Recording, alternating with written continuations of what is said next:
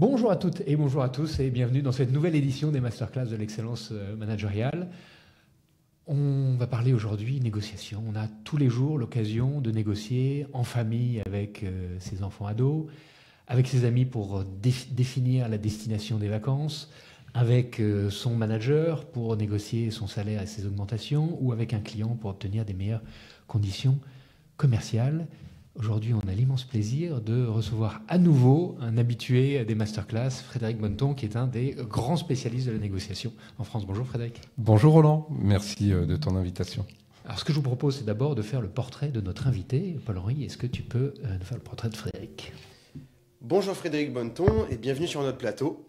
Vous êtes l'une des grandes voix françaises de la négociation et du management commercial, consultant, formateur et conférencier. Vous accompagnez depuis plus de 20 ans dirigeants et équipes dans la maîtrise d'un art souvent mal compris, celui de la négociation efficace et responsable. Diplômé de l'SLK Business School, vous débutez votre carrière dans les fonctions commerciales avant de fonder MCR Group, le cabinet de conseil référence dans l'accompagnement à la performance commerciale et managériale. Votre parcours s'est construit à la croisée du terrain et de la stratégie, comprendre les comportements humains, structurer les décisions et redonner du sens à l'acte de négocier. En 2007, vous publiez Bien décidé en moins d'une heure, puis en 2017, le best-seller La négociation émotionnelle, et aujourd'hui vous co-signez avec Christophe Coppen Piège de négo. Vous y décryptez avec lucidité les erreurs invisibles qui font échouer les meilleures intentions et proposez des outils concrets pour les équipes. Vous enseignez la négociation et le management commercial à HEC, à la Sorbonne et l'ESCP. Votre approche directe, nourrie de psychologie, d'expérience et de pragmatisme, fait de vous un interlocuteur recherché par les dirigeants qui souhaitent transformer la négociation en un véritable levier de leadership. La communauté des masterclass de l'excellence managériale est heureuse de vous accueillir aujourd'hui pour explorer les nouveaux réflexes du manager agile face aux échecs invisibles. Bienvenue.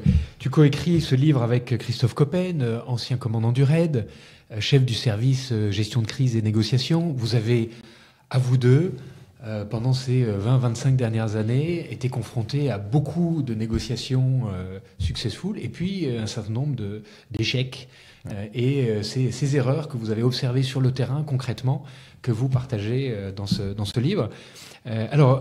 Déjà, tu parles de trois types de pièges. Il y a les erreurs, les fautes et les pièges. Est-ce que tu peux nous dire comment est-ce qu'on distingue ces trois blocs, les erreurs, les fautes et les pièges ? Bien sûr. On a écrit ce livre d'abord parce qu'il n'y avait rien écrit dessus et qu'on s'est rendu compte que la plupart du temps, c'est pas que tu n'as pas réussi la négociation, c'est que tu l'as raté. Et on s'est dit, si déjà on évitait de les rater, ça donnerait une bonne chance d'être successful dans les négos. Donc les erreurs, en fait, c'est vraiment tu t'es pas préparé. Voilà, tu t'es pas préparé et tu arrives en négo et finalement tu savais qu'il ne fallait pas le faire, mais tu le fais quand même. Tu sais, c'est une bêtise entre guillemets. Et il y en a plein des erreurs. La faute, c'est plus embêtant. Donc l'erreur, ça se prépare. Toi, si tu te prépares bien, tu évites les erreurs. Les fautes, c'est que tu n'es pas formé, en fait. D'accord ? Donc ça, c'est un peu plus embêtant. Tu fais ce qu'il faut, vraiment, là, tu fais ce qu'il ne faut pas faire. Et puis tu le refais encore et encore. Et les pièges, il y a deux types de pièges. Il y a les pièges qu'on te tend. Donc que la partie adverse va te tendre pour te déstabiliser, pour obtenir plus, pour, on va dire, tout ce qui est piège psychologique. Mais ça peut être aussi des pièges de protocole. Enfin, il y a plein de types de pièges. Et puis les pièges que tu te tends à toi-même. Voilà, parce que tu rentres dans un processus psychologique qui fait que tu ne vas pas optimiser ta négociation. Donc les pièges, c'est dans la salle de négo de la grande distribution, rester pendant une demi-heure en chaleur, dans une salle surchauffée, sans eau. C'est ça. Et les statistiques disent d'ailleurs que 30% des commerciaux dans ces situations-là n'osent même pas commencer avec le prix qui avait été décidé au départ. Donc ça a un impact. Tu peux tourner ça dans tous les ans, ça a un impact. Le cerveau nous joue des tours, ces fameux biais. Ouais. Dans ton expérience, quel est le biais le plus courant que tu as rencontré ? Alors en négociation, je pense, ce qu'on retrouve partout, c'est ce qu'on appelle le biais des bonnes relations. C'est-à-dire que tout le monde veut être aimé et tu veux pas frustrer quelqu'un avec qui tu as tout fait pour créer une bonne relation. En négociation sociale, le DRH qui a réussi à créer une bonne relation avec les syndicats va pas avoir envie de se fâcher en étant trop dur. Le commercial qui a réussi à tisser une bonne relation avec l'acheteur, entre guillemets, va pas vouloir être trop dur. Le manager, tu vois, enfin voilà, et le politique, enfin, tu peux prendre ça dans tous les domaines de la négo. À un moment donné, tu vas favoriser la relation et la protéger plutôt que de favoriser la négociation que tu es en train de faire. Parce que tu penses que si tu négocies de manière un peu trop appuyée, entre guillemets, tu risques d'abîmer la relation. Parce que tu as l'impression d'ailleurs, parce que tu sais peut-être pas faire, hein, parce que tu sais peut-être pas négocier de manière assertive et que tu as l'impression que tu vas être trop dur, etc. Donc c'est peut-être un manque de savoir-faire qui fait qu'à un moment donné, tu vas avoir l'excuse de « non, mais j'ai pas voulu abîmer la relation ». Voilà. Donc ça, à mon avis, c'est le truc, le piège de négo que tu retrouves dans tous les types de négociations. On veut être aimé. Eh oui, on veut être aimé, Mais c'est vrai en plus, hein, qu'on veut être aimé et qu'on en a besoin. Sauf que tu tombes dans ce qu'on appelle le syndrome du nice guy et tu passes d'un besoin d'acceptation sociale à une soumission sociale. Et quand tu es en soumission, tu n'es pas en bonne position de négo. L'émotion, c'est le moteur le plus puissant dans la négociation. Ça a été ton cheval de bataille toutes ces dernières années. La négociation émotionnelle, c'est un des best-sellers sur la négociation. C'est absolument passionnant. Tu y parles de points de contact émotionnel, tu y parles de priming, de storytelling. Si on devait résumer en quelques points la négociation émotionnelle, comme peut-être des fondamentaux avant de rentrer dans les pièges, comment est-ce que tu résumerais peut-être en 2-3 points frappants le rôle des émotions dans les négociations? Ouais. Alors, ce qui est intéressant, c'est que les neurosciences vraiment nous ont apporté quelque chose de fondamental dans la notion de décision. D'accord ? Or, toute négociation, toute vente doit aboutir à une prise de décision. Et on sait aujourd'hui que les décisions, elles sont prises au niveau de l'inconscient et qu'elles sont ensuite post-rationalisées, on va dire. Et donc, cette notion d'émotion, c'est ce qui te pousse, c'est ton drive dans la décision. Et je vais même un peu plus loin. Souvent, la rationalité bloque la décision. Tu vois, moi, par exemple, si je rentre dans un magasin dont le logo est la pomme et que je vois le dernier appareil qui vient de sortir, émotionnellement, on ne va pas me demander pourquoi, j'ai envie de l'acheter. Donc, mon émotion me pousse. Si je me mets à rationaliser, qu'est-ce que je vais dire ? Attends, c'est super cher, c'est le prix d'un ordinateur, tu en as déjà un qui fait à peu près la même chose, la planète, etc. Donc, ma rationalité va bloquer mon processus de décision émotionnelle. Par contre, si l'émotion l'emporte, parce que quelqu'un en face de moi va savoir jouer sur mon émotion, derrière, je vais post-rationaliser. Ouais, mais enfin, quand même, l'appareil photo, c'est quand même beaucoup mieux. Et puis, dans mon métier, j'ai quand même besoin d'avoir le dernier. Et puis, les applications, c'est gourmand. Aujourd'hui, l'IA, il faut... Voilà. Bon, toi, donc, je vais post-rationaliser mes décisions. Donc, en fait, tout le savoir-faire d'influence consiste à dire, je vais contourner l'esprit rationnel, qui est l'esprit critique, qui critique, pour aller impacter l'émotion, qui est le moteur de la décision. Donc, en fait, tous les grands négociateurs, tous les grands vendeurs savent ça. Tu vois. Et donc, ils passent leur temps à essayer de bypasser, de contourner l'esprit critique, qui est critique et qui bloque, pour aller chercher l'émotion qui, elle, pousse à la décision. Donc ça, c'est le modèle général. D'accord ?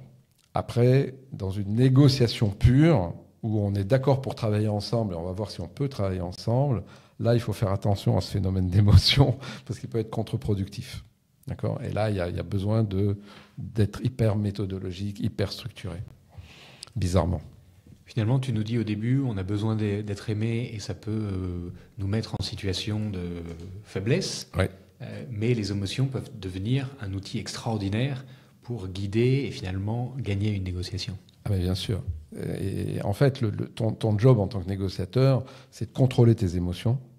Très bien. Donc, mais c'est surtout d'impacter les émotions de l'autre, qui sont les émotions qui vont le mettre en mouvement pour aller vers une décision. Et on sait que quand on négocie, le plus difficile, c'est souvent de combattre le statu quo. On en parlait en préparant cet entretien. Évidemment. La passivité et le statu quo du client, c'est toujours l'ennemi de la décision et donc l'ennemi de la vente. Et oui, et puis c'est confortable. Parce qu'en fait, quelqu'un qui a pris une décision, on pourra toujours lui reprocher de l'avoir prise. Alors qu'une non-décision, c'est collectif, tu vois. Bon, personne n'a décidé. Putain, il y a eu une non-décision, on n'a pas fait ce qu'il fallait faire, mais qui? Bon, t'en sais rien. Alors que quand tu as décidé, là, on sait que c'est toi. Donc, évidemment, la prise de risque n'est pas la même. Alors, dans ce livre, qui est très bien fait, il y a 26 ou 27 pièges qui sont décrits très précisément en 3 parties. La préparation, ouais. La conduite de la négociation, ouais. Et puis l'après-négociation. Et je sais que ça, pour Christophe Coppen, qu'on avait reçu il y a quelques années ici, la partie rétex, retour d'expérience, est extrêmement importante, notamment avec ces expériences du RAID. Ouais. Peut-être qu'on peut commencer par la préparation. Un des premiers éléments que tu mentionnes, c'est finalement l'impréparation. Ouais. En fait, alors si tu dis impréparation, tout le monde va dire non, mais c'est pas vrai, je me prépare. Donc en fait, il faut comprendre le modèle. Le modèle de négo, c'est ce qu'on appelle le modèle des 3 P. D'accord ? Donc le premier P, c'est le problème. C'est la substance de la négo. De quoi on parle ? Le deuxième P, c'est le processus. C'est la méthode de négo. Et le troisième P, ce sont les personnes. C'est les interactions. Et donc en fait, dans une négo, tu dois travailler sur ces 3 dimensions. Le problème, l'enjeu de la négo. Je te vends une voiture, des vacances, peu importe, hein, une usine clé en main, peu importe. Le deuxième, c'est la méthode. D'accord ? Donc la méthode, c'est la distribution des rôles, la carte des acteurs, la stratégie de négo, est-ce que je commence par ce qui est facile ou ce qui est difficile, la balance des pouvoirs, enfin toute la méthode de négo. Et puis le troisième, P, c'est les interactions, c'est la psychologie, les biais cognitifs, les techniques d'influence, etc. Quand tu regardes l'impact de ces 3 P sur la réussite d'une négo, celui qui a le plus d'impact, c'est les personnes, c'est les interactions. C'est 50% de la réussite d'une négo. Ensuite, c'est la méthode, 40%. Et le contenu de la négo, le sujet, c'est 10% de la réussite.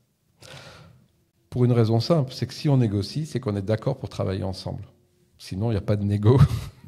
Donc on est d'accord. Donc pour rater une négo sur le contenu, bon, faut le vouloir, parce que si tu veux, quand même, l'ensemble des données du problème ont été exposées. On est d'accord pour avancer, on y va sur la négo, on va trouver un accord. Donc le problème, ça peut arriver quand on ne tombe pas d'accord, mais c'est rare. Ça explique quoi, ce modèle 10, 40, 50 ? Ça implique aussi, et tu le disais en début, tout le monde négocie tout le temps. Bah oui, si tu es bon dans la relation, tu vois, si tu es un peu malin, si tu as de l'intuition, un peu de bagou, un peu de charisme, tu fais les concessions qu'il faut, et puis tu as acquis au fur et à mesure des années un peu de technique, tu arrives à faire une négo à peu près correctement. Mais quand les interactions se dégradent, parce que le marché est tendu, parce que la personne en face a changé, parce que, bon, peu importe, bah, tu perds les 50% qui faisaient ta force. Tu n'as pas été formé en négo comme il faut, donc les 40%, tu les as pas. D'accord ? Et finalement, bah, tu vas lâcher sur les 10, et c'est là que ça devient difficile. Et c'est là qu'il faut être formé, c'est là que tu vas tomber dans les pièges et les erreurs, etc. Et je reviens sur ton histoire de préparation. Les gens préparent, ils préparent beaucoup les 10%. Ils préparent peu la stratégie, et ils ne préparent pas du tout les interactions, parce qu'ils connaissent, parce qu'ils savent, parce qu'ils font confiance à leur intuition. Et donc, quand on dit ils ne préparent pas, en fait, tout le monde va dire si, je prépare. Oui, non, mais tu prépares 90% de ton temps, tu le prépares sur ce qui a 10% d'impact sur la réussite. Donc, il y a un problème. Donc, c'est une erreur majeure de préparation, c'est te tromper sur quoi tu te prépares, en fait. C'est passionnant. Le manque de compétences, donc c'est travailler sur le deuxième, là, avec oui. Le processus. Ouais. Est-ce que tu peux nous en dire un mot ? Oui, bah, c'est Dunning-Kruger, c'est-à-dire comme tout le monde négocie. C'est en fait la négociation, comment dirais-je ? C'est un peu comme le football, tu vois. C'est-à-dire tout le monde sait jouer, tout le monde connaît les règles, tout le monde est champion du monde. Et puis d'ailleurs, moi, je joue tous les week-ends à Bagatelle avec des copains. Donc je sais jouer au football. Mais entre jouer le week-end à Bagatelle et jouer en équipe de France, en professionnel, tu as à peu près le même écart entre je négocie de manière instinctive, naturelle, tu vois, et je négocie comme un professionnel. Et cet écart, en partie, il est dû justement à comprendre les méthodes de négo. Tu vois. Comprendre que dans une négociation, tu as des rôles. Tu as le drafteur, tu as le porte-parole, tu as l'observateur, tu as l'expert. Et que chaque rôle sous-entend un comportement, un objectif, etc. C'est comprendre qu'effectivement, tu as, dans des négociations complexes, multi-rondes, tu as des stratégies de ce que tu vas aborder en premier, en deuxième, en troisième, etc. Que ta première phrase en négo, elle est essentielle. Que tu as du travail sur la sémantique. Tu as les mots tabous, tu as les mots totems que tu vas devoir utiliser, pas utiliser, en fonction des négociations. Enfin bon, je pourrais t'en parler des heures. Hein. T'as un programme basique de négo, c'est 21 heures pour comprendre toutes les techniques. Et après, tu as la négo sous pression. Et après, etc. Donc, voilà, négociateur professionnel, c'est un métier. D'ailleurs, Christophe Koppen, il a créé un bac+5 de négociateur professionnel, Policred. Donc, voilà, en allant chercher, tu vois, des contenus à la fois médicaux, scientifiques, techniques, enfin, voilà, plus tout ce qu'ils ont apporté. Donc, c'est un métier. Et sauf que, voilà, il est peu diffusé, en fait. Peu de personnes prennent le temps d'apprendre à jouer au foot en professionnel. Parce que parfois, ça suffit de jouer en amateur. Un des grands pièges, c'est l'équipe. C'est la constitution de l'équipe et la répartition des rôles. Ouais. Est-ce que tu peux nous parler de cette structure d'équipe et comment on doit se répartir les rôles? Quels sont les pièges dans lesquels il ne faut pas tomber? Ouais. Y a un livre qui s'appelle Breaking the Code, qui est assez intéressant à lire. Un garçon qui s'appelle Azinger, qui a été l'entraîneur américain de l'équipe de golf de Ryder Cup. Et figure-toi que les Américains, dont individuellement ils sont tous plus forts que les Européens sur le papier à l'époque, avaient perdu 2 fois ou 3 fois d'affilée la Ryder Cup. Ça, c'est pas possible. Et donc on met Azinger à la tête du truc. Et lui, il cherche à comprendre en fait. Et il regarde l'équipe européenne. Alors évidemment, c'est compliqué l'équipe européenne. Tu as des Espagnols, tu as un Français, des Irlandais, des Anglais, des machins. Et donc dans la Ryder Cup, tu as les 2 premiers jours, c'est par équipe de 2. D'accord ? 2 contre 2. Donc 2 Européens contre 2 Américains. Et en fait, il se rend compte que les Européens, comment ils construisent leurs équipes ? Ils mettent les gars qui parlent la même langue, qui vont bien s'entendre, tu vois. Alors que les Américains, ils le font techniquement. C'est-à-dire, il y en a un qui est fort sur les coups longs, je vais le mettre avec quelqu'un qui est fort sur les coups courts, sur les approches. Et il se dit, mais en fait, est-ce qu'il n'y a pas un problème dans notre approche ? Et il retravaille le modèle en disant, je ne vais pas faire des équipes sur leur savoir-faire technique, je vais faire des équipes entre personnes qui s'entendent bien entre elles, tu vois, qui ont envie de bosser entre elles. Et ils reconstituent des équipes, non pas basées sur leur savoir-faire, mais basées sur leur savoir-être, leur capacité à s'entendre. Et ils gagnent. Et cette histoire, elle est intéressante. Breaking the code, c'est-à-dire j'ai cassé le code d'une équipe performante. C'est pas d'associer des gens qui sont bons techniquement, c'est d'associer des gens qui sont capables de travailler ensemble. Ce qui est quand même un sujet assez différent. Et quand tu crées une équipe, tu as des rôles. Et par exemple, tu as le rôle du drafter. Le drafter, c'est celui qui prend des notes, d'accord, et il note tout. Et il va être le garant du processus. Et quand on va s'égarer, ce qui arrive souvent dans une négo, dans des conversations circulaires, où on va être dans l'argumentation plutôt qu'être dans la proposition, contre-proposition, c'est lui qui va dire « Ah, là, je pense qu'on est en train de tourner en rond. » Voilà. Quand on réussit à avoir des acquis, c'est lui qui va dire « Bon, donc je récapitule, on a fait ça, etc. » Si c'est le gars le plus bavard, le mets pas en drafter, tu vois. Il va pas y arriver. Ça va être un enfer. Voilà, etc. Donc, tu as des rôles, l'observateur, le négociateur, qui dépendent évidemment de ta compétence naturelle, hein, plutôt à parler, plutôt à influencer, plutôt à prendre des notes, plutôt à écouter, plutôt à observer, etc. De ta situation dans l'entreprise, hiérarchique, enfin bon, etc. Donc, c'est vraiment important.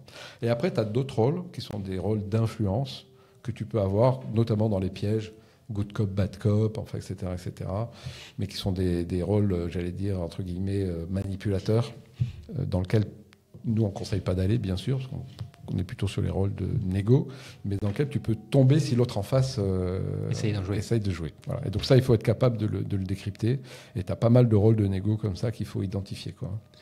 Tu parles du syndrome d'Argenteuil. Qu'est-ce que c'est le syndrome d'Argenteuil ? Alors, le syndrome d'Argenteuil, c'est un syndrome qui a été décrypté par Christophe Koppen lors d'une...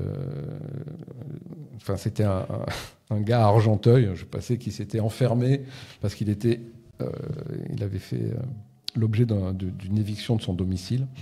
Et il s'était enfermé dans son domicile avec son casque de militaire de guerre, son fusil, et il avait déjà tiré sur un policier. Et il y avait 2 policiers... qui venait d'arriver, mais du commissariat local, qui négocie en dessous en disant allez, rends-toi, descends, etc. Et quand Christophe arrive sur la scène, il y va et il leur dit allez, maintenant, vous me laissez prendre. Et les gars ne voulaient pas partir, en fait. En disant, mais non, enfin, et donc il a eu beaucoup de mal à les faire partir. Et en fait, il a décrit ça comme le syndrome d'Argenteuil, c'est-à-dire la difficulté que tu as quand tu es sur un dossier et que tu n'y arrives pas, à un moment donné, de savoir lâcher prise et de laisser la place à quelqu'un d'autre. Et ça, souvent, ça peut être un sujet, tu vois, c'est-à-dire, comment dirais-je, par exemple, dans la grande distrib, moi, je suis commercial, je vais voir le chef de rayon, et le chef de rayon me dit, il est super ton produit, je le veux. Maintenant, tu vas négocier avec l'acheteur. Donc moi, chef de rayon, j'abandonne, tu vois, la responsabilité de la négo à l'acheteur. Le vendeur, lui, il voit le chef de rayon et après, c'est lui qui va négocier avec l'acheteur. Et souvent, c'est une erreur parce que les meilleurs vendeurs sont les plus mauvais négociateurs. Et on pourra revenir là-dessus si ça t'intéresse en termes d'erreur, c'est un truc majeur. Est-ce qu'il serait capable de lâcher en disant, ok, maintenant je te mets un négociateur professionnel en face? Tu vois ce que je veux dire? Et ça, c'est assez intéressant. Alors nous, on forme beaucoup de commerciaux à la négo parce qu'aujourd'hui, ce n'est pas le modèle. Mais tu pourrais t'interroger quand même sur l'intérêt de mettre ton vendeur en face d'un acheteur professionnel qui, lui, est un négociateur. Alors que ton vendeur, c'est un vendeur, ce n'est pas un négociateur.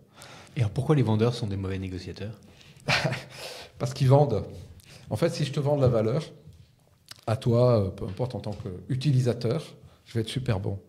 Et si j'ai pas d'acheteur en face, si j'ai pas de négociateur, il n'y a même pas de négo en fait. Je t'ai vendu la valeur. Tu l'achètes. Tu vois ce que je veux dire? Mais si moi je te dis j'adore ta valeur, maintenant c'est pas moi qui décide, tu vas voir l'acheteur, tu te retrouves en face d'un négociateur. Et qu'est-ce qu'il fait le vendeur? Il vend. Il dit t'as vu notre produit extraordinaire. Et là, qu'est-ce qu'il fait l'acheteur? Le négociateur, il dit ouais, bien sûr, il est super ton produit. Mais tu sais, j'en ai 4 comme ça concurrents qui disent la même chose.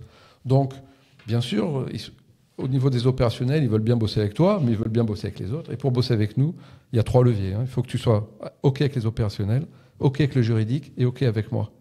Donc, est-ce qu'on peut bosser ensemble ou pas? Prix, quantité, délai, machin. Donc les prix, c'est beaucoup trop cher par rapport aux autres. Ouais, mais t'as vu la valeur? Et ils continuent à faire une vente, tu vois? Et on dit, non, mais ça sert à rien de vendre. Il faut négocier. Et c'est pas du tout les mêmes techniques. Et donc, si t'es pas formé à la négo et que tu fais de la vente, tu te fais triper en vrai. Donc il faut que tous les vendeurs changent de braquet, changent de casquette et deviennent des négociateurs. Et c'est super dur. C'est super dur. Parce qu'en fait, ils sont tellement dans la vente que quand ils sont en négo, ils veulent continuer à te faire des ventes. Mais vous avez vu, on a investi en R&D. Ouais, bien sûr. Ils s'en foutent en fait, le négo. Et alors à l'inverse, Frédéric, est-ce que les bons négociateurs sont des bons vendeurs? Alors ça, c'est une bonne question. Pas forcément, parce qu'en fait, le négociateur, il est vraiment dans la méthode. Et justement, il essaye de s'extraire de l'émotion. Alors que le vendeur, lui, son ami, c'est l'émotion. Et d'ailleurs, quand tu es avec un négociateur de type acheteur, lui, il a des grilles. Il essaye de te faire rentrer dans une grille. Pourquoi il fait ça? Parce qu'il veut éviter l'émotion, justement. Et donc le vendeur, son job, c'est de te faire rentrer dans l'émotion pour te vendre de la valeur. Donc, est-ce qu'un négociateur est un bon vendeur? Je ne suis pas certain. Et en plus, quand tu es acheteur, soit tu es heureux, et donc ça veut dire que le fait qu'on t'aime n'est pas ton premier facteur, et donc tu n'as pas forcément envie de plaire, alors qu'un vendeur, quand même, son job, c'est de plaire, quoi. Donc, tu vois, on pourrait pousser. Hein. Je pense que forcément, certains acheteurs pourraient être de bons vendeurs, mais ça veut dire qu'ils sont malheureux en tant qu'acheteurs. Tu mentionnes un bouquin d'Édith Perrault-Pierre, qui est une des grandes spécialistes de la préparation mentale, et qui parle des techniques d'optimisation du potentiel. Ouais. Les techniques d'optimisation du potentiel, c'est vraiment intéressant parce que ça veut dire qu'avec un même savoir-faire, une même expérience, je vais pouvoir être meilleur en travaillant sur soi. Ouais. Est-ce qu'on peut aborder le sujet? Oui, bien sûr. Alors ça, c'est vraiment très utilisé par les forces spéciales, le RAID, etc. Au moment où tu vas subir un stress important, comment tu manages ce stress? Parce qu'on sait bien que le stress, c'est bon jusqu'à un certain niveau, mais s'il y en a trop, tu perds en pertinence, en performance, en capacité de réaction. Et donc, c'est vraiment important quand on a, nous, des programmes de formation sous tension, de gérer ce stress. Et donc, les techniques d'optimisation du potentiel, elles ont été vraiment développées, utilisées. C'est des techniques de respiration, c'est des techniques toutes bêtes, où il faut que tu coupes ta pensée, ton dialogue intérieur qui va générer. Comment tu coupes ton dialogue intérieur en 2 secondes? Si tu ne sais pas faire ça, bah, tu fais monter ton stress, tu fais monter ton taux de cortisol, tu fais monter ton incapacité à réagir, etc. Et quand tu es dans des grosses négociations, en fait, ton stress, tu le fais monter tout seul, quoi. Et si je loupe, et si ça se passe mal, etc. Donc il faut absolument que tu contrôles ces conversations, ton dialogue interne. Et après, quand tu as un gars en face qui te stresse, il faut aussi que tu contrôles tes émotions. Par la respiration, par la capacité à accueillir l'agressivité de l'autre en la décodant. Voilà. Donc c'est vraiment des sujets... alors là, on est vraiment sur le raffinement de la performance en négociation. C'est qu'une fois que tu sais négocier, une fois que tu as identifié les pièges, voilà, comment toi tu gères tes propres émotions qui sont évidemment ton premier piège, quoi. Si je réagis mal, si je réagis à de l'agressivité par de l'agressivité, je rentre dans une spirale inflationniste d'agressivité, ça ne sert à rien. Or, je vois beaucoup ça en égo. Comment vous pouvez dire ça? C'est inadmissible. Ça n'a pas de sens. Et ce décalage, ça peut être aussi dû à des erreurs de cadrage. Oui. Quelques exemples pour illustrer ces erreurs de cadrage? Alors, les erreurs de cadrage, c'est... alors, tu en as de plusieurs types. Par exemple, ce qu'on appelle les erreurs de cadrage identitaire. D'accord? Je te donne un exemple moi, qui me surprend beaucoup. C'est Donald Trump qui attaque direct la Chine en disant vous êtes des voyous depuis des années, 50% de... Voilà.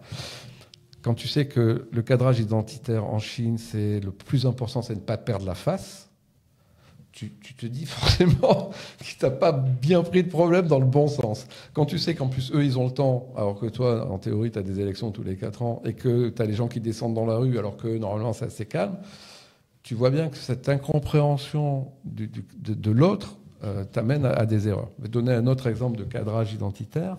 Dans les négociations sociales, tu as, on va dire, direction générale versus partenaires sociaux. Tu as un modèle en PNL qu'on appelle les métaprogrammes. Les métaprogrammes, c'est ta manière de voir le monde. Tu en as 40, je crois que ça a été réuni, on va dire, ramené à 14 pour être plus simple. Et sur ces manières de voir le monde, en négo, tu en as 2 qui sont assez intéressantes. Tu as les gens qui voient le global, général, et d'autres qui voient par le détail. Et tu en as qui vont sur un modèle aller vers, tu vois, qui vont vers, et tu en as d'autres qui sont plutôt éviter d'eux. D'accord ? Si tu prends ces 2 métaprogrammes en négociation sociale, une direction générale, elle va être globale, le projet, etc. Et aller vers la performance, aller vers la dynamique.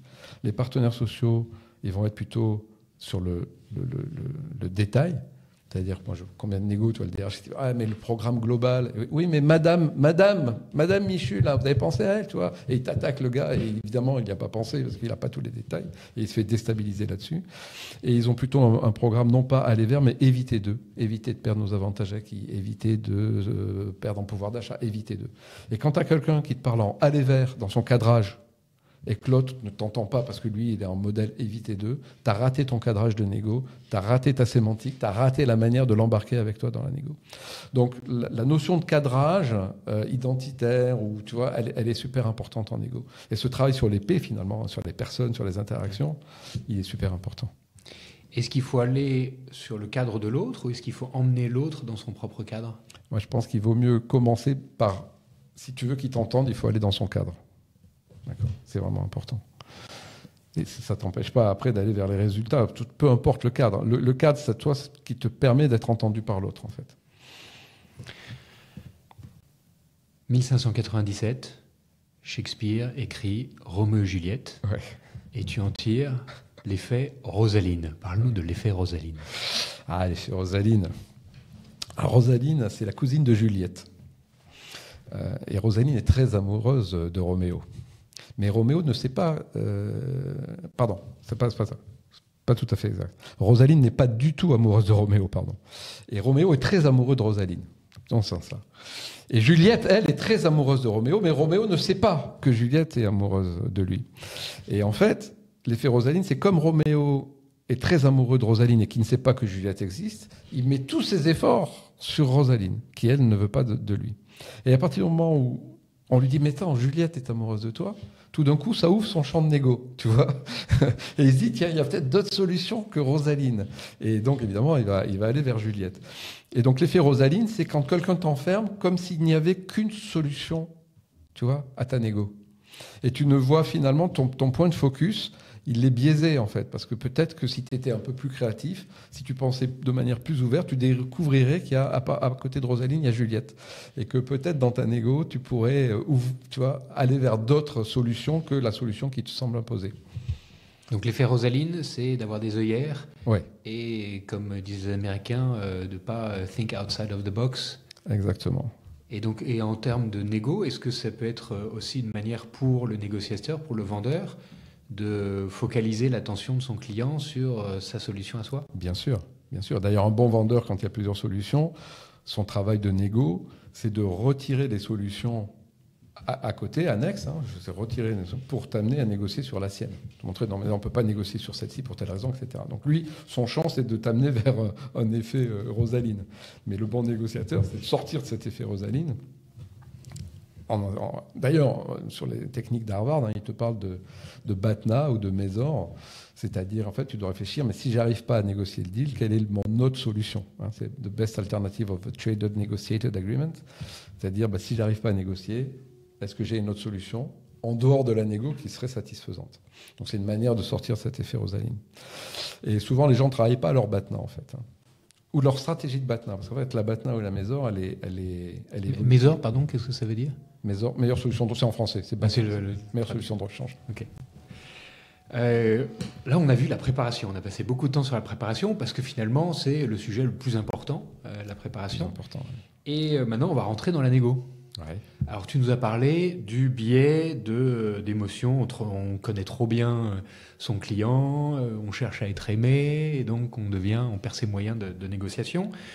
Il y a une catégorie de pièges qui est très importante dans cette négociation que tu décris, c'est les pièges d'objectifs. Ouais. Et là, il y en a toute une catégorie. Est-ce qu'on peut parler des pièges d'objectifs? Ah oui. Alors, les pièges d'objectifs. Alors, évidemment, le premier, ça serait de ne pas se fixer d'objectifs, mais bon, enfin, on va pas... Tu peux confondre objectif et ambition, mais bon, faire le mieux possible, par exemple, c'est pas un objectif. D'accord. Donc un objectif, il a certaines conditions. Mais bon, imaginons que j'ai un objectif. Je pense qu'un des plus grands pièges, c'est de se tromper d'objectif. Je te donne un exemple, peut-être pour illustrer. On était en formation d'un groupe de DG, d'une structure, et il y en a un à la fin de la première demi-journée, il vient me voir, il me dit, bon, je trouve ça très très bien, mais là, j'ai un client là, il faut que j'augmente de 50% le prix de mon produit. Comment j'aborde la négo? Alors t'imagines, augmenter de 50% le prix d'un produit, c'est pas forcément simple. Et je lui dis, mais pourquoi tu veux augmenter de 50% le prix de ton produit? Il me dit, parce que je veux arrêter de perdre de l'argent avec ce client. Je lui dis, alors c'est quoi ton objectif? C'est d'augmenter de 50% ou c'est d'arrêter de perdre de l'argent? Il me dit, ben non, c'est d'arrêter de perdre de l'argent.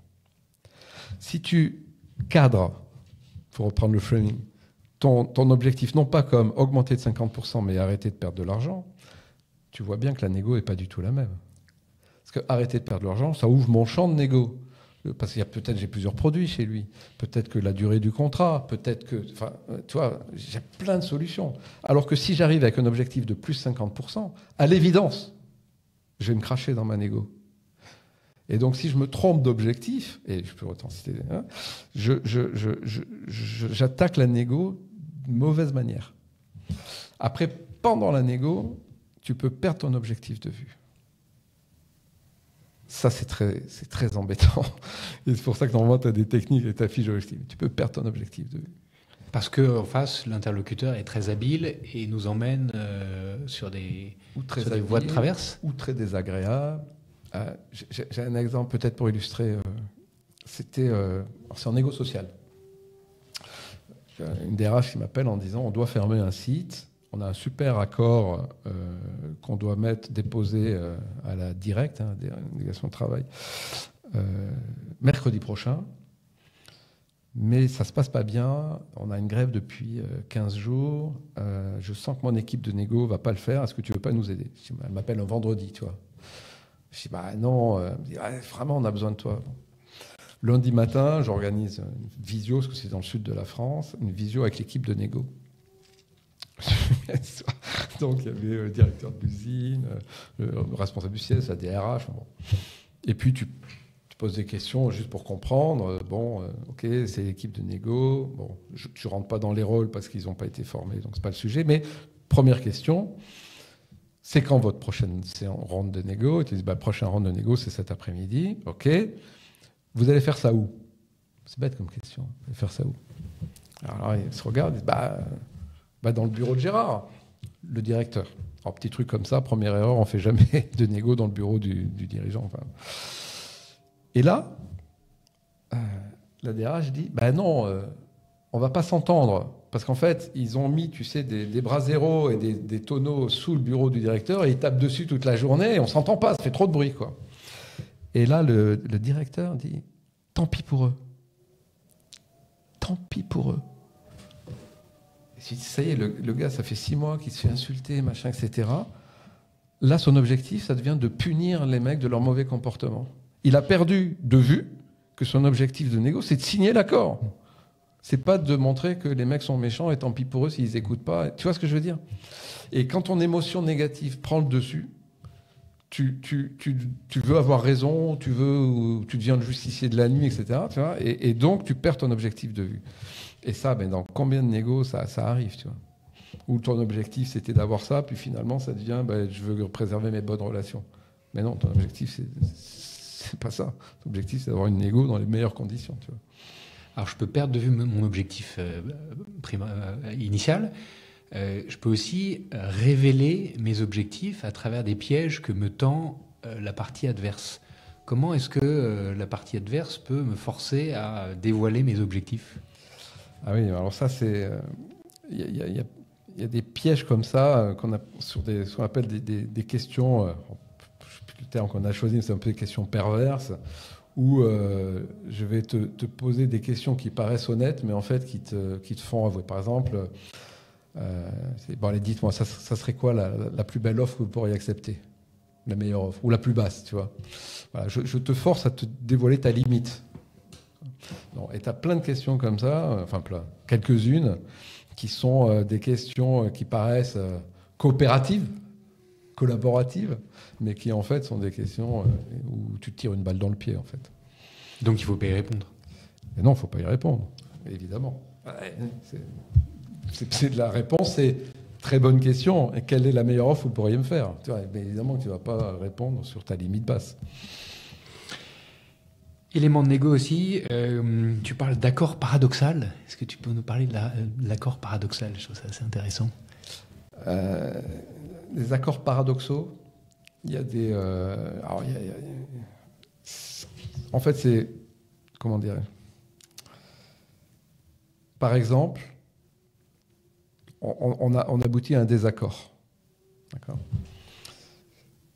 Tu ne peux pas dire ça vraiment dans une négo si tu veux que ça continue. Parce qu'en fait, une négo, tant qu'elle continue, tout va bien. Donc c'est le principe d'incrémental. Une négo, c'est toujours incrémental. Ce n'est pas tout du jour au lendemain. Et donc, comment tu fais de manière paradoxale alors que tu tombes sur un non-accord pour continuer la relation? Tu vas avoir une approche paradoxale. Tu vas dire, je crois que nous sommes d'accord pour dire qu'on n'est pas d'accord. Oui, on est d'accord. On est d'accord pour dire qu'on n'est pas d'accord.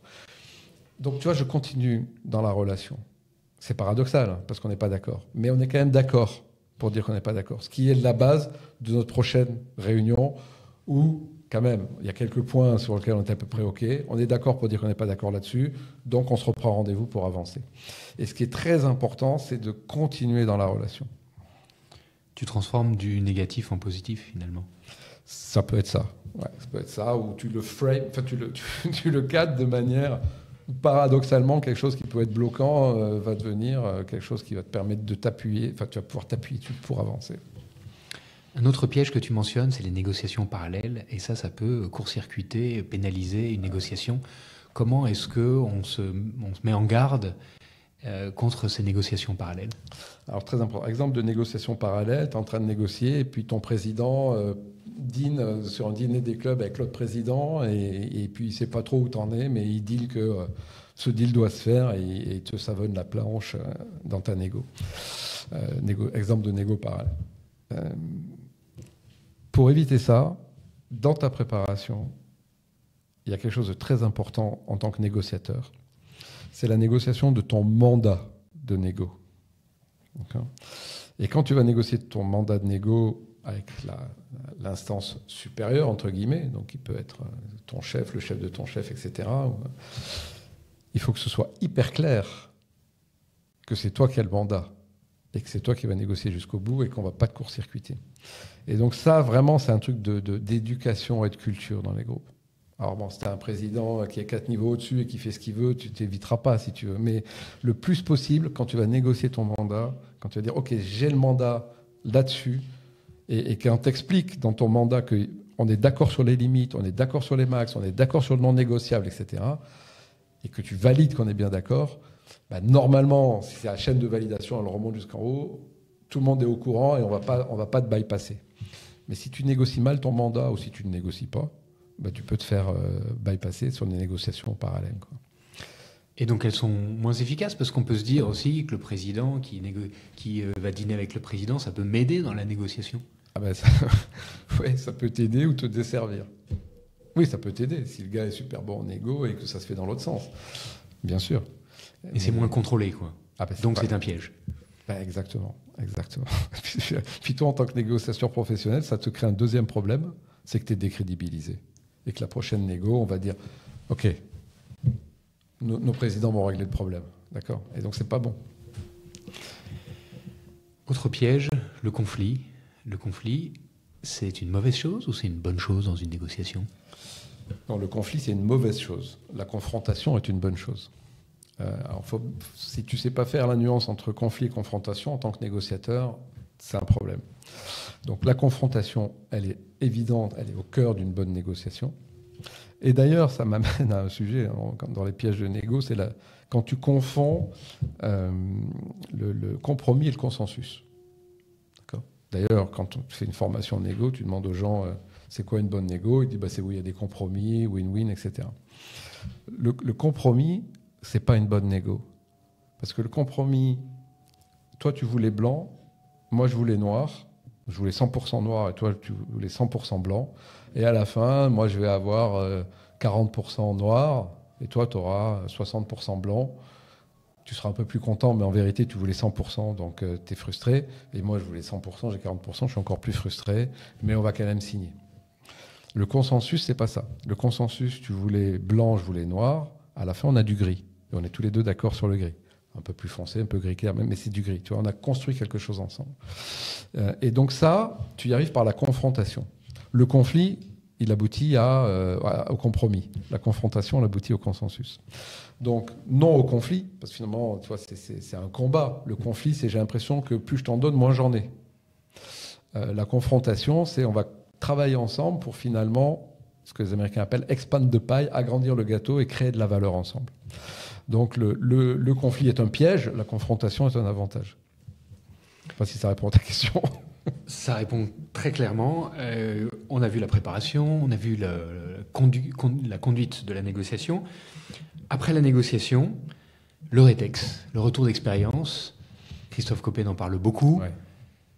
Pourquoi c'est important de faire un retour d'expérience ? J'ai gagné ma négo, c'est bon, je suis content, on va célébrer, on va se faire un repas ensemble.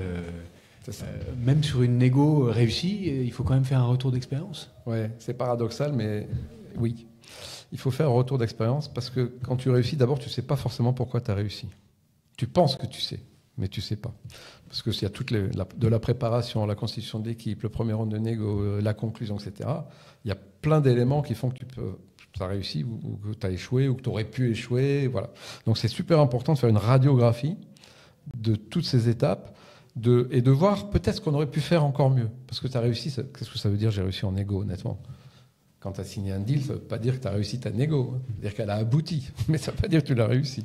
Parfois, il vaut mieux ne pas aboutir, d'ailleurs. Donc, c'est très important de savoir est-ce qu'on n'aurait pas pu faire mieux, comment on aurait pu faire différemment, à quel moment on a eu des points de faiblesse, etc. etc.